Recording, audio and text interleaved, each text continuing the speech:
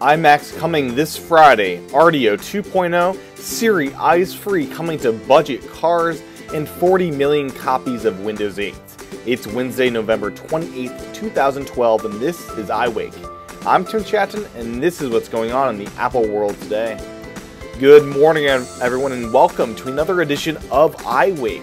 So, today, or yesterday I should say, we got word from Apple that the iMacs are finally going to be coming out and will be available for sale on Friday. So here's the deal. You'll be able to go to the brick and mortar stores on Friday to actually get the 21-inch iMac, and online you'll be able to order that iMac as well as the 27-inch iMac, which will begin shipping in December. So everything according to plan as Apple announced back in October for these new iMacs. As many people know that have watched the announcement, these new iMacs are rather incredible.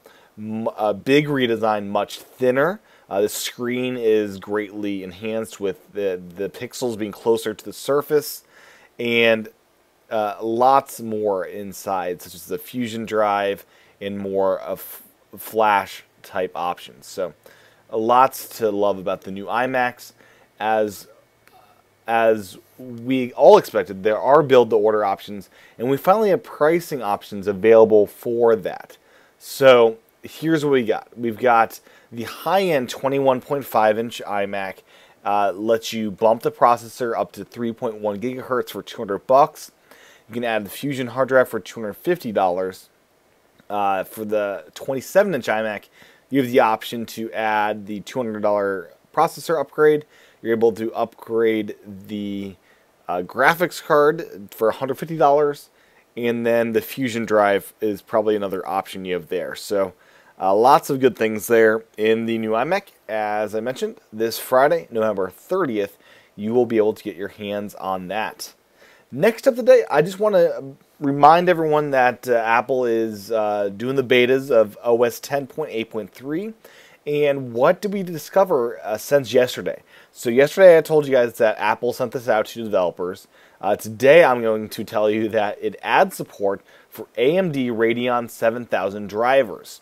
People are making note that this strongly hints at what will be in Apple's new Mac Pro, expected sometime next year. So this is good news, as this would mean 10.8.3 would indicate this might be coming out in December or January, with the Mac Pro to follow shortly after. So this could tell us or hint to us that a Mac Pro is expected sooner rather than later. And other news, Apple released a little firmware update. Not a huge one. This is a Thunderbolt firmware update for mid-2012 MacBook Pros that addresses an issue that may cause some Thunderbolt cables to prevent bus-powered devices from functioning properly. So if you have one of these newer MacBook Pros, go ahead and update. Meanwhile, Apple was busy today, or I guess Eddie Q was busy today, by firing Richard Williamson, who oversaw the mapping team. And this is a logical firing in my mind. This is not a big story, as Eddie Q was recently placed in charge of the map team. It would make sense that he would get rid of the person that was previously in charge of it. So, not a big story. Eddie Q was recently put in charge of maps, and now he's getting rid of the person that used to be in charge of maps. So nothing big there, just something worth mentioning.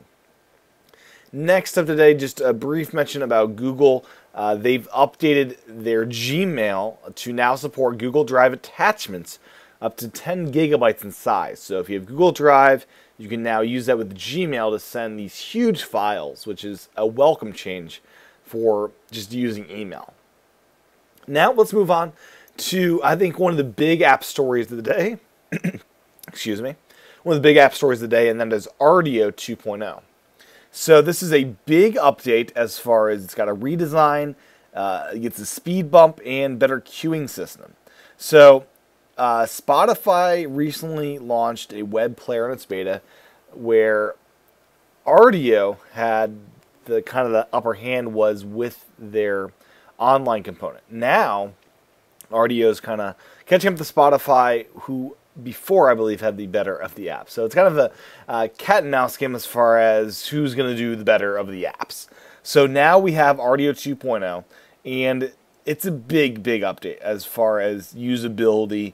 The old app, in my mind, was not really that good. The new app really helps you find new releases, what's in the top charts, what people are actually listening to. And it really does help with the discovery aspect of this service, which discovery is everything. When it comes to music services, discovery makes or breaks a service, and this update really does enhance that. It really does make the overall experience better of using it. If I had to describe the app itself, I'd say it very much mimics, I'd say almost the Twitter, not Twitter, but kind of the apps where you have the sidebar that you're able to hide and hide or view, and then your main navigation is actually through this main content area of the app. So kind of hard to describe, but it is a big update, a good update. And if you're interested in streaming music, RDIO is one of the many good options out there. Next update is especially relevant for those that live in Canada. Bell and Virgin Mobile are going to be allowing customers to unlock their phones for $75. Here in the States, AT&T is so kind to allow that to happen for free. The unlock procedure requires customers to call Bell's Credit and Prevention Department or Virgin Care to get this done. And it is $75, and this basically is only available for, first off, customers of those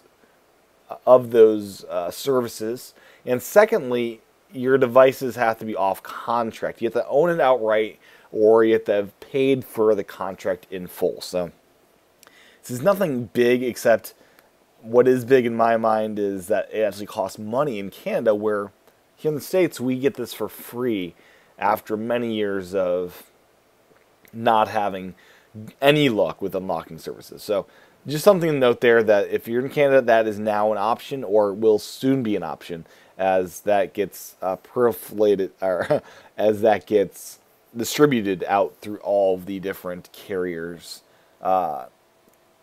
support teams, things like that over there. Next up, on kind of closing out the show, we've got some Siri news. And this is perhaps one of my favorite stories I've read in a very long time.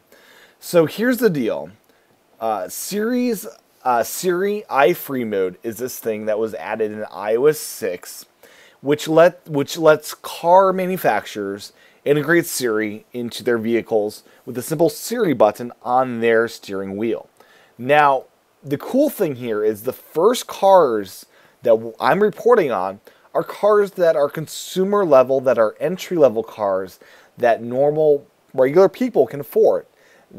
This is not coming to the Mercedes, the BMWs, at least first. It seems that, yeah, that's right, the Spark and Sonic GM cars, Chevrolet Spark and Sonic, will be, within the following 12 months, be Siri integrated. So this is a pretty awesome thing.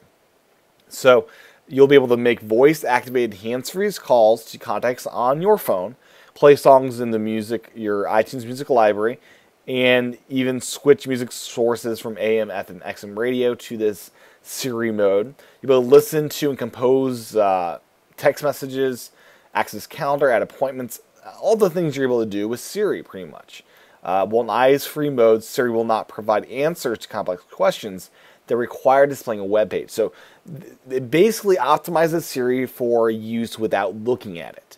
And I'm really anxious to see this in action, as this has enormous potential.